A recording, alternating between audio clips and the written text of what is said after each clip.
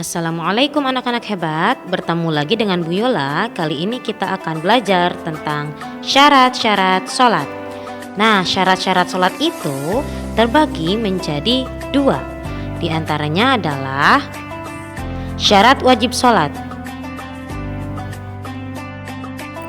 Syarat wajib sholat diantaranya yang pertama adalah Islam. Yang kedua, baligh, yaitu seseorang sudah dikatakan baligh apabila bagi laki-laki sudah keluar mani karena mimpi atau sebab lain, dan bagi perempuan sudah mengalami haid. Bagian C adalah berakal sehat, dan yang D sudah sampai dakwah kepadanya.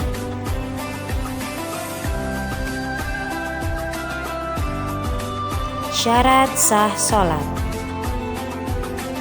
Syarat sah sholat terbagi menjadi 5. Yang pertama, suci dari hadas kecil dan besar. Yang kedua, suci badan, pakaian, dan tempat salat dari najis. Yang ketiga, menutup aurat. Aurat laki-laki yaitu antara pusar hingga lutut, sedangkan aurat perempuan yaitu seluruh anggota tubuhnya kecuali wajah dan kedua telapak tangan.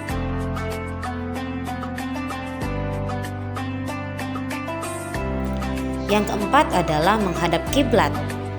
Dan yang kelima, sudah masuk waktu sholat. Yuk kita lanjut teman-teman.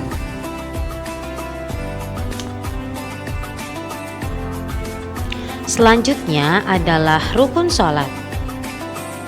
Rukun sholat yang pertama adalah niat. Niat artinya menyengaja di dalam hati untuk melaksanakan sholat. Niat harus disertai kesadaran dan keikhlasan karena Allah. Yang kedua, berdiri bagi yang mampu. Bagi yang tidak sanggup berdiri, dibolehkan untuk duduk, berbaring, ataupun menelentang. Yang ketiga adalah takbiratul ihram. Dan yang keempat, membaca surat Al-Fatihah. Yang kelima adalah ruku dengan tumaninah. Ruku yaitu membungkukkan badan sehingga punggung rata dengan kepala, sedangkan kedua telapak tangan memegang dua lutut. Tumaninah ialah berhenti sebentar dengan tenang atau khusyuk.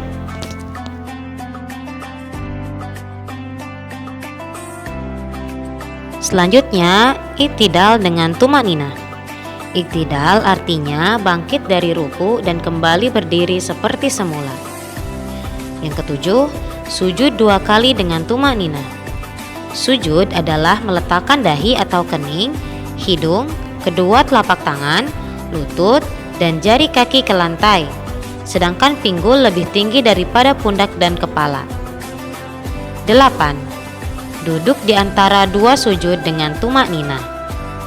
9. Duduk tasyahud akhir dengan tumaninah. 10. Membaca doa tasyahud akhir.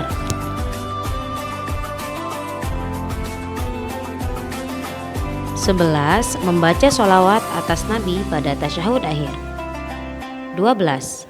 Membaca salam yang pertama sambil menoleh ke kanan. 13. Tertib, yaitu dilakukan secara teratur dan berurutan.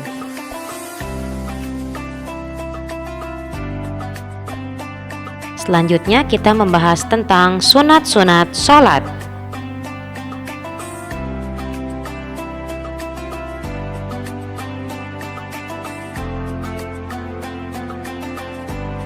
Sunat-sunat sholat diantaranya adalah mengangkat kedua tangan ketika takbiratul ihram, akan ruku, berdiri dari ruku, dan berdiri dari tasyahud awal.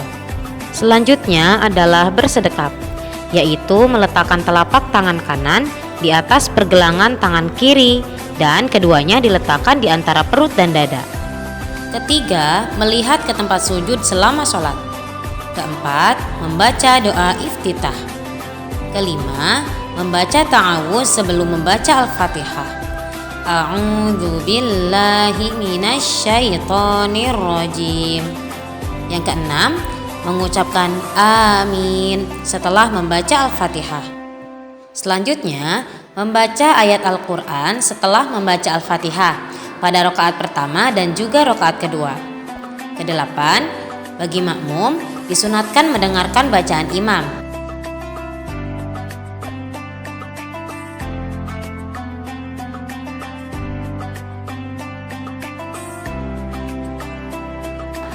Lalu, menjaharkan atau mengeraskan suara pada rakaat pertama dan kedua untuk sholat maghrib, isya, dan juga sholat subuh.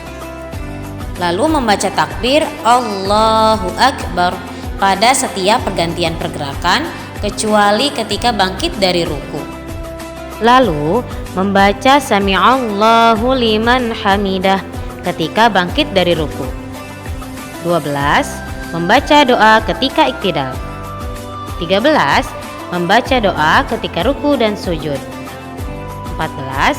Meletakkan kedua telapak tangan di atas paha ketika duduk tasyahud awal dan tasyahud akhir dengan membentangkan telapak tangan kiri dan menggenggamkan telapak tangan kanan kecuali jari telunjuk diarahkan ke depan.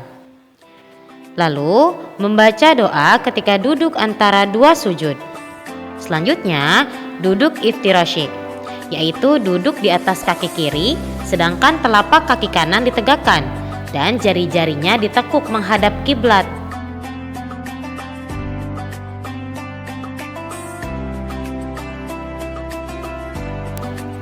Selanjutnya, duduk istirahat sebentar sesudah sujud kedua sebelum berdiri.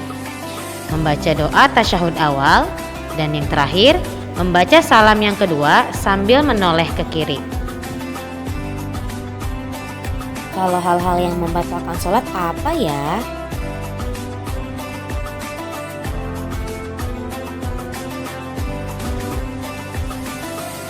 Hal-hal yang membatalkan sholat. Pertama, meninggalkan salah satu rukun dan syarat sholat dengan disengaja. Kedua, berbicara selain bacaan sholat.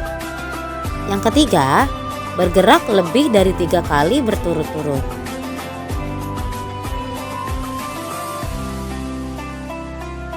Keempat, terbuka aurat pada waktu sholat. Kelima, makan dan minum ketika sholat. Keenam, tertawa terbahak-bahak.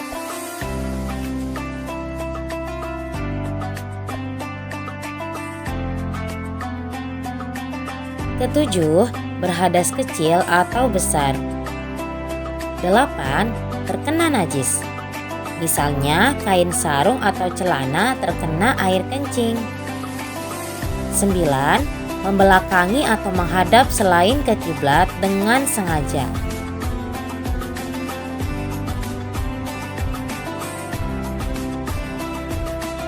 Terakhir, mendahului gerakan imam apabila sholat berjamaah lebih dari 2 gerakan rukun. Alhamdulillah, pelajaran kali ini sudah selesai. Diharapkan teman-teman paham ya materi yang tadi Ibu jelaskan.